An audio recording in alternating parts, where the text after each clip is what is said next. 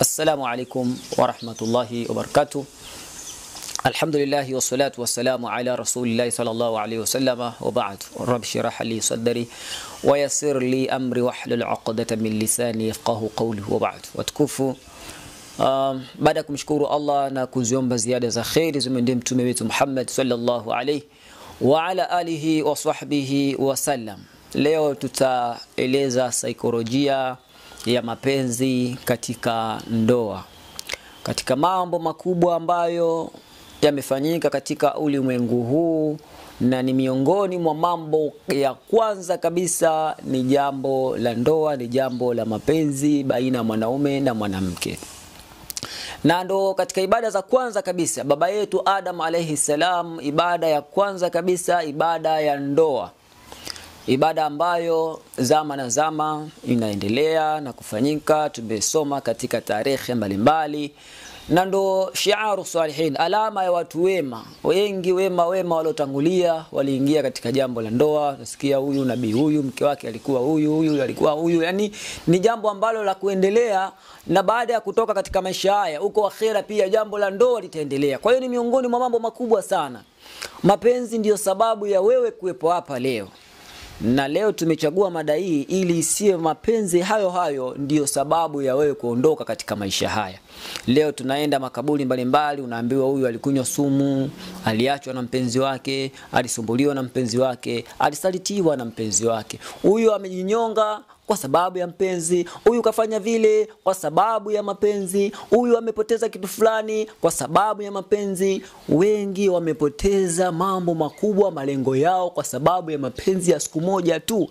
Al-Mubarrid anatuambia al-hubbu hayatun faman akhta'a fil hubbi akhta'a hayata. Mapenzi ndiyo maisha. Ukikosea kupenda tu umeyakosea maisha yako.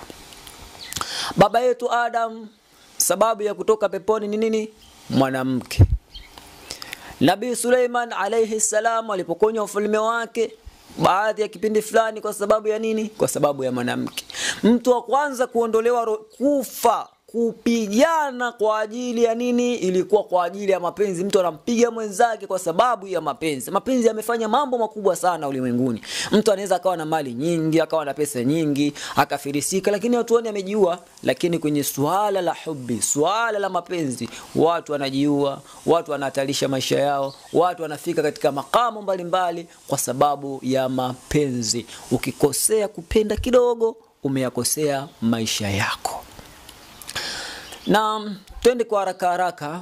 Mwenyezi Mungu Subhanahu wa Ta'ala anatuambia ndani ya Qur'ani tukufu. Maelezo haya anapewa baba yetu Adam alayhi salam. Anaambiwa waqulna, akasema Allah Subhanahu wa Ta'ala anasema waqulna ya Adam uskun anta wa zawjukal janna.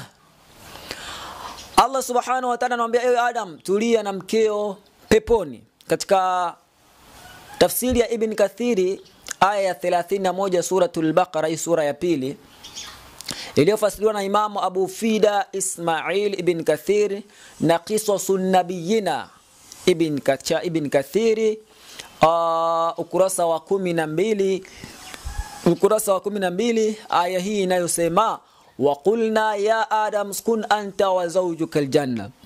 Tukasema ewe Adam, tulia na mkeo peponi. Imam Ibn Kathiri anasema Adam aliwekwa peponi akiwa amejipumzisha, akapatwa na usingizi. Alipoamka akamuona mwanamke mzuri sana pembezoni mwake akiwa amekaa. Alipoamka akakuta mwanamke mzuri ambaye ni Bi Hawa akiwa pembezoni mwake. Malaika wakaenda kumuuliza kama anajua lolote kuhusu mwanamke yule, kwa sababu ndo yeye kalala usingizi, amejipumzisha, anaamka anamuona mwanamke, kiumbe ambacho akiwahi kukiona kabisa kabla. Sasa maadamu Adam alayhi salamu Allah Subhanahu wa Ta'ala alimpa ilmu, malaika wakatoka wakaenda kumuuliza. Wakamuuliza ewe Adam, ni nani huyu? Adam akajibu huyu ni mwanamke. Wakamuuliza tena anaitwa nani? Akajibu anaitwa Hawa. Wakamuuliza tena kwa nini ameitwa Hawa? Akasema kwa kuwa ameumbwa kwa kitu kilichokuwa hai. Wakamuuliza tena, sababu gani ameumbwa? Akawajibu, ili nipate utulivu kwake. Ndio Allah subhanahu wa ta'ala akasema, skun anta wa zawjuka aljanna. Kaa poa, tulia, kaa hapa, usiwe na pressure, tulia na mke wako peponi. Lakini jambo hili hakuachiwa yeye tu Adam alayhi salam, bali na sisi pia tumeumbiwa hawa wanawake ambao wanatusulubu leo ili upate utulivu, na akajaza mapenzi na huruma. Jambo hili alikuachiwa yeye tu Adam, bali sisi pia tumeumbiwa hawa wanawake ili tupate utulivu, na akajaza mapenzi na huruma, kama anavyosema katika surati Rum, wa min ayatihi an khalaqa lakum min anfusikum azwaja litaskunu ilayha wa ja'ala bainakum mawaddatan wa rahmah inna fi dhalika la ayatin liqaumin yatafakkarun. Allah anatuambia wa min ayatihi, na katika dalili zake. Ukitaka kujua ukubwa wa Allah, hii aya ndugu zangu ina mambo mengi. Hivi kuna mafungamano gani kati ya mwanamke na uwepo wa kumjua Allah subhanahu wa ta'ala? Watu wenye akili. Ndio maana Mwenyezi Mungu mwishoni kule akasema ile qaumi yatafakkaruna. Hii aya ina password tupu, ina kodi tupu, hatuwezi kueleza hapa, kwa sababu kuna mambo mengine ya undani kabisa ambayo ukieleza moja kwa moja kwa watu inaweza ikawa matusi. Lakini mtu mwenye kutafakari, mtu mwenye kufikiria, password akaweza kuzifungua vizuri kabisa, wallahi unauona ukubwa wa Allah, unauona uwepo wa Allah subhanahu wa ta'ala kutuumbia hawa wanawake. Wa min ayatihi, na katika ishara zake Allah, an khalaqa lakum min anfusikum, ni kule kukumbieni kutokana na nyinyi wenyewe. Adam alilala, anamwona mwanamke pembeni, kaumbwa kutokana na yeye mwenyewe. Azwajan, wanawake, litaskunu ilaiha, ili mpate utulivu. Utulivu hautoki kwa wanawake. Litaskunu ilaiha, tupate utulivu kwa vitu vile ambavyo Mwenyezi Mungu amempa yule mwanamke. Kama unapenda maq'ad, namna anavyotaharaki ndio moyo unadunda tap, unaona ndio unapenda, unakuwa na mapenzi makubwa. Litaskunu ilaiha, unapenda labda madimpozi ndio kwako wewe, jambo zuri kabisa. Ukimwona mwanamke unampenda, labda mguu wake, ubonge wake, wope wake, wembamba wake, weusi wake, ndio unapenda hicho. Litaskunu ilaiha, umpende mwanamke kwa kile ambacho Mwenyezi Mungu Subhanahu wa Ta'ala amemwekea. Waja'ala bainakum mawaddatan wa rahma, huko tulishawahi kueleza, twende hapa. Waja'ala bainakum, akajalia baina yenu mawadda, mapenzi, wa rahma, na huruma. Wanawake wetu wa leo hawa wana mapenzi na sisi? Wanawake wetu wa leo hawa wana huruma na sisi? Swali hilo. Wanawake ambao tunaishi nao wengi wanaingia kwenye ndoa na akili, hawaingii na mawadda na rahma. Wengi hawaingii na mapenzi na huruma. Utaona ndoa ina wiki moja watu washaanza kuchukiana, ndoa ina mwezi watu washaanza kugombana, ndoa ina mwaka magomvi, wamepelekana mapolisi, wamepigana mangumi, wametoana vidonda, wameenda hospitali mara kadhaa kwa sababu ya mapenzi. Hawa kweli wana mawadda wa rahma? Wana mapenzi na huruma kweli wawili hawa? Sasa leo tunataka tuingie sasa katika saikolojia, tuone mwanamke sahihi ni yupi ambaye utaishi naye, uone mwanaume sahihi ni yupi katika maisha ili uweze kuishi naye. Alhubbu hayatun, mapenzi ndio maisha. Ukikosea kupenda, umeyakosea maisha yako. Faman akhta fil hubbi akhta hayata, mwenye kukosea kupenda ameyakosea maisha. Sasa kazi iko mbele yetu sisi, utajuaje kama anakupenda? Watu wengi ndugu zangu katika zama zetu ni wasanii. Miongoni mwetu wengi wameoa kwa sababu nyingi tofauti, sababu tofauti kabisa. Wengine wamefuata mali, wanaona pale kuna chai. Siku hizi vijana wanachukua mishangazi kabisa, inalelewa sugar mami wanaitwa, mpaka katika mitandao wapo kabisa.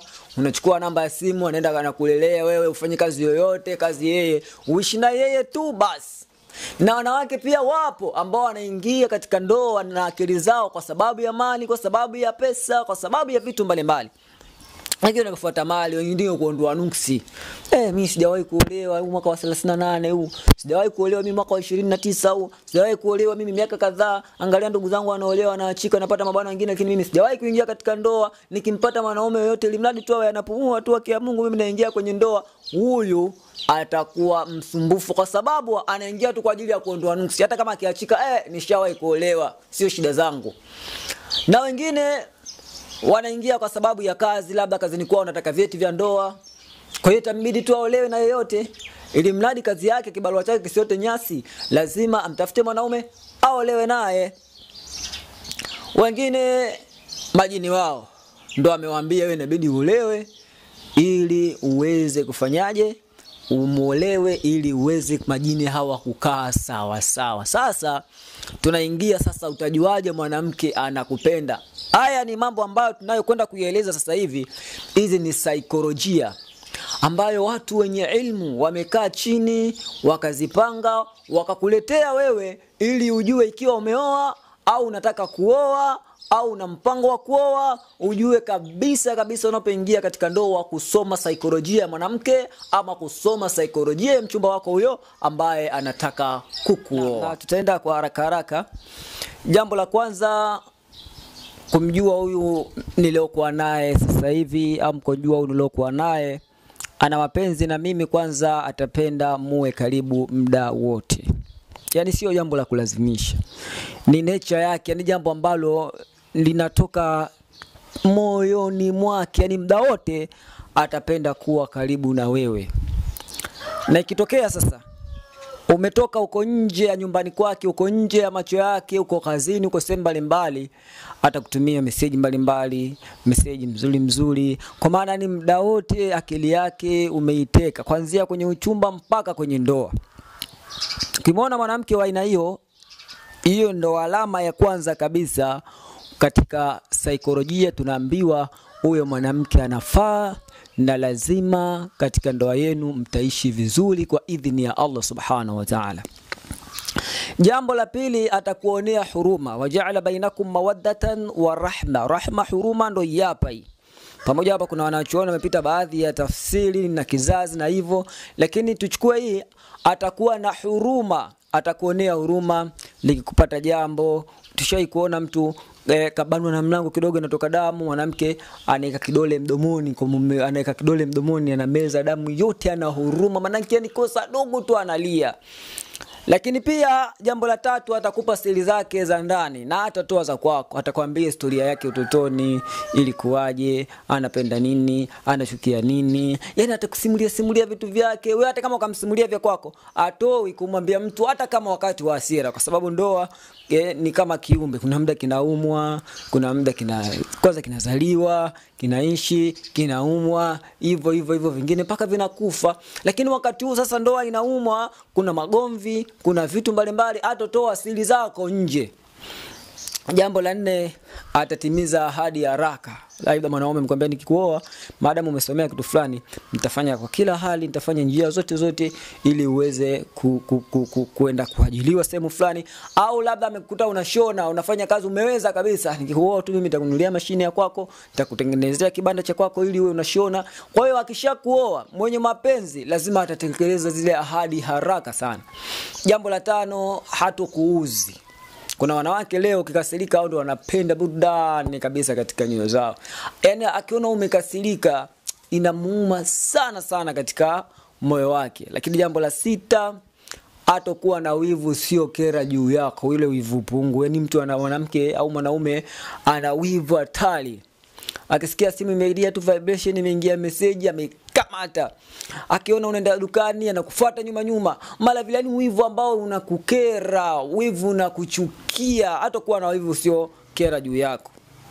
Kwa hiyo hii ni aina ya saikolojia wanawake 6 ambao tukiona wana tabia hizi, basi hao ndio wanawake sahihi wa kuishi nao. Atapenda muwe karibu muda wote, atakuwa na huruma, atakupa siri zake za ndani na atotoa za kwako, atatimiza ahadi haraka, atokuudhi, atakuwa na wivu usiokera juu yako. Lakini pia tumalize, Kuna wanawake, kwanza kuna mwanamke anaitwa Al-Hannana, mwanamke aliyepata mtoto nje ya ndoa yako. Kuna Al-Mannana, mwanamke msumbufu akifanywa wema lazima atangaze. Al-Annana, mwanamke mzuri aliyetoka katika mazingira mabaya. Al-Khaddaqa, mwanamke mwenye tamaa ya vitu vya watu, kila kitu yeye akimpiti. Al-Baraka, mwanamke mwenye kujipodoa sana kila muda kwenye kioo tu, kila muda hivi kula vyake chips. Al-Sharaka, mwanamke mwenye maneno mengi kila siku anajifanya anajua sana. Al-Amradi, mvivu, kujifanya mgonjwa yeye kila siku. Sasa kipindi kinachofuata inshallah tutawaeleza hawa wanawake 7 na saikolojia. Huenda labda umeoa, mwanamke anakusumbua katika hizi hali ambazo tumezitaja, aidha kabla ya kuoa alikuwa na mume, na tutaeleza wanawake hawa namna gani Uislamu ulivyoeleza. Mwanamke msumbufu ukikufanyia wema lazima atangaze, na mwanamke mwenye usumbufu wa aina yoyote. Katika kipindi kinachofuata, saikolojia inayofuata, tutaeleza namna ya kuweza kumdhibiti mwanamke hata awe msumbufu vipi, kwa njia ambazo ameziweka. Unamtuliza mke wako, anabadilisha mapenzi yake, atakuwa ni mwenye kukupenda sana, na Mwenyezi Mungu Subhanahu wa Ta'ala inshallah atajalia hilo. Tutaeleza hatua moja mpaka hatua nyingine, lakini usisahau tuna mada yetu mpya kabisa, mada ya umuhimu wa bikira kwa mwanamke. Kama hujaoa, sikiliza mada hiyo ili uweze kupata faida kubwa sana, usije ukaingia katika jambo kubwa kama hili mwisho wa siku likakuletea madhara. Al-kamalu lillahi wa salamu alaykum wa rahmatullahi wa barakatuh.